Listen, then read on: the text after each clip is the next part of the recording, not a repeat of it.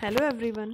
EVS NCERT जिसकी पहले ही 2 video upload की जा चुकी है, ईवीएस एनसीईआरटी समरी जो सीटेट पीआरटी में पूछी जाती है, तो उसका आज हम थर्ड पार्ट लेके आए हैं। और इस थर्ड पार्ट में हम क्या क्या कवर करेंगे।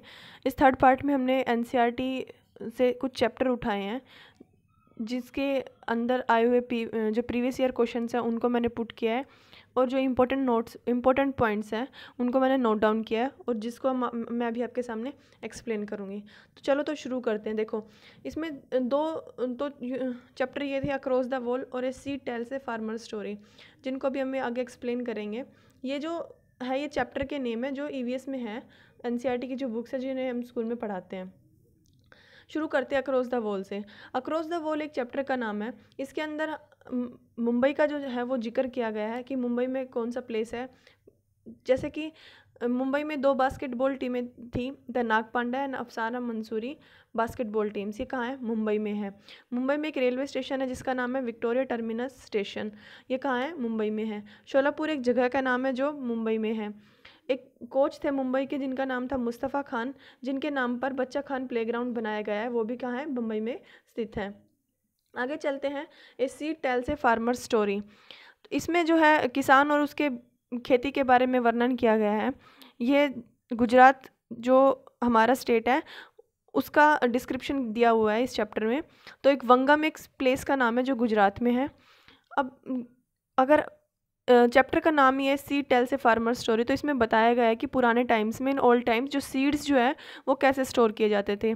जो सीड्स जो है वो एक जो सूखी हुई लौकी होती है जिसे हम घिया भी बोलते हैं, जब वो सूख जाती थी तो उसे काट कर उसके अंदर बीज डालकर और उसे अच्छे से मिट्टी से लीप कर, मिट्टी से कोट कर कर उसमें बीज जो है वो स्टोर किए जाते थे। और बीजों को बचाने के लिए जो बीजों की जो बीज जहाँ पर हम स्टोर करते थे अपना अनाज, गेहूँ या बाजरा, जो भी जिस टंकी में, उसमें हम सूखी नीम की पत्तियाँ भी डाल देते थे पुराने टाइम में। और एक वहाँ की डिश है उंदिया, उसका भी जिक्र किया गया है। उंदिया एक टाइप की डिश है। जब हम किसी पोट को गरम कोयले के ऊपर, उस हंडिया को, पोट को हिंदी में हंडिया बोलते हैं, हंडिया को उल्टा कर कर जब किसी डिश को पकाते हैं तो उसे उंदिया कहते हैं।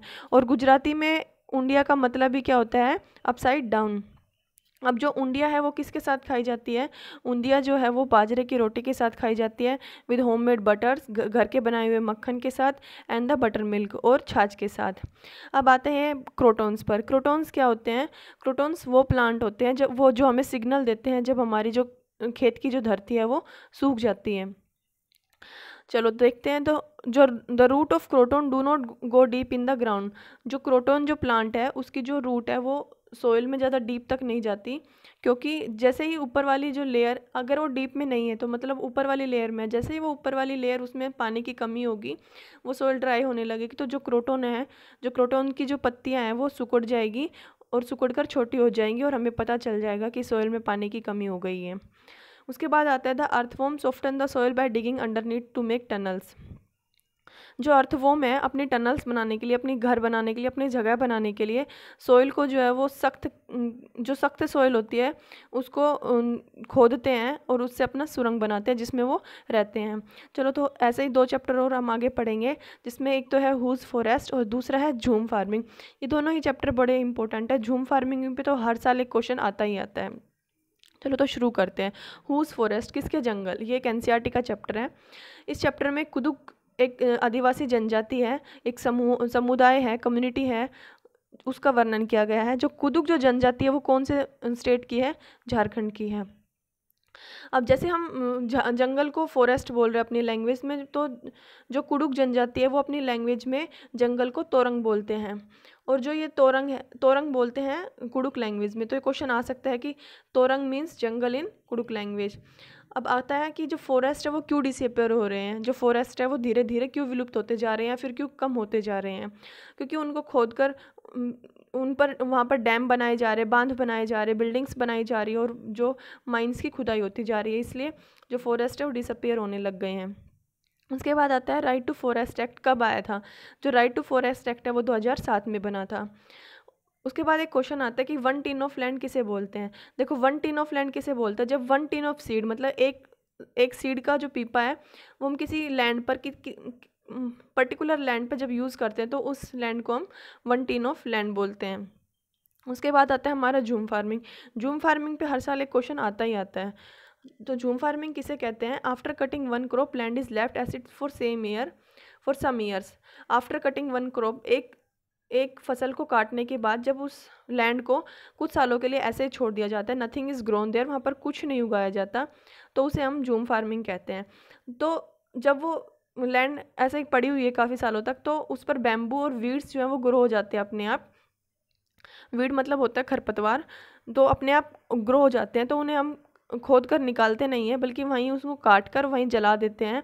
और जलाने के बाद जो उनकी ऐश बचती है, उनकी जो राख बचती है, उससे जो लैंड जो है फर्टाइल हो जाती है। When the land is ready for farming, जब वो जो लैंड है वो फार्मिंग के लिए रेडी हो जाती है, तो उसे स्लाइटली डगअप किया जाता है, ना कि प्लफ किया जाता है। मतलब हल्का हल्का ऊपर ऊपर की तरह परत को जो हल्का हल्का खोदा जाता है, ताकि उसमें ऑक्सीजन की सप्लाई हो, ना कि जैसे आजकल के जो मेथड है कि डीप प्लफिंग होती है, वो नहीं होती जूम फार्मिंग में। और जूम फार्मिंग कहाँ की जाती है? मिज़ोरम में की जाती है। बात आ गई मिज़ोरम की, तो मिज़ोरम की जो मेन क्रॉप क्या है? मिज़ोरम की मेन क्रॉप है राइस। और जब वहाँ की जो फसल है, जो राइस है, वो पकता है, तो वहाँ के जो लोग हैं इसे सेलिब्रेट करते हैं। और सेलिब्रेट करते हुए एक उनका डांस फॉर्म है, उस डांस फॉर्म का नाम है चिराऊ। क्या नाम है? चिराऊ। वो डांस फॉर्म करते हैं, वो चिराऊ डांस करते हैं फसल के पकने पर। और चिराऊ डांस में जो है बैम्बू का यूज़ होता है। उसके बाद आता है polio. Polio is caused by A virus. Polio जो वो इनहेरिटेड नहीं होता, मतलब हम हमारे माता पिता से या फिर जन्म होने से ही हमारे अंदर नहीं आता, ये एक वायरस के द्वारा फैलता है। और एक डॉक्टर जो है अगर स्पेशल प्रिकॉशंस दे या फिर इंफॉर्मेशन दे इस डिजीज़ से, तो इससे बचा जा सकता है। चलो आज की वीडियो यहीं ख़त्म करते हैं। अगर आपको अच्छी लगी तो प्लीज़ वीडियो को लाइक करना, शेयर करना और चैनल को सब्सक्राइब करना। और फॉर फर्दर कंटेंट